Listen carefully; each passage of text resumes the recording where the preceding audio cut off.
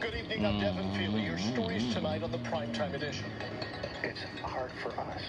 So imagine what it's like for 14, 15, 16, 17-year-olds to be absorbing this. How do you keep an eye on the war without having your stomach turn? An important conversation about how schools in the Bay Area are handling the war in Israel.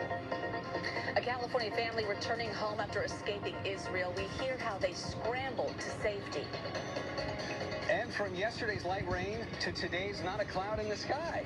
But there is still one little element left over from that weak little cold front yesterday. I'm going to show you who is still feeling it tonight and how it changes for all of us tomorrow. Tomorrow might be one of the nicest days in the 7-day. I'll see you with that in a bit. And girls holding court with the Warriors, how the team is trying to inspire the next generation of basketball stars. And cashing in on culinary skills, how a new law is helping home cooks bring home the bacon. After that, it was just nonstop. Every weekend, it was just thousands of tacos done at my house.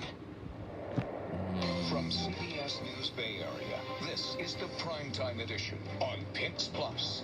Good evening, I'm Devin Feely. These are tonight's Primetime headlines. After years of divisive politics, Israel has formed a unity government as it manages its war against Hamas. Prime Minister Benjamin Netanyahu joined with a top political rival to create a wartime cabinet. The newly formed cabinet includes Netanyahu and former defense minister and opposition leader Benny Gantz. Republicans have nominated Representative Steve Scalise to be the next House Speaker. In private balloting, Scalise narrowly edged out Congressman Jim Jordan. Tensions and infighting remain high in the Republican ranks. A floor vote of both House Republicans and Democrats is the likely next step. San Francisco Mayor London Breed is trying to prevent victims of car theft from being ticketed needlessly by the city. She's tasked the police department with finding a way to make sure that stolen cars ditched in the city don't get buried with tickets before they're recovered by their owners. And taking a live look outside at the San Francisco skyline tonight, let's get a check of our first alert forecast with meteorologist Darren Peck. Devin, in some ways, the change that we went through from yesterday to today was kind of like from night and day. Take a look at the time lapse over the sky today from our camera on top of the Salesforce Tower, just the last hour before sunset.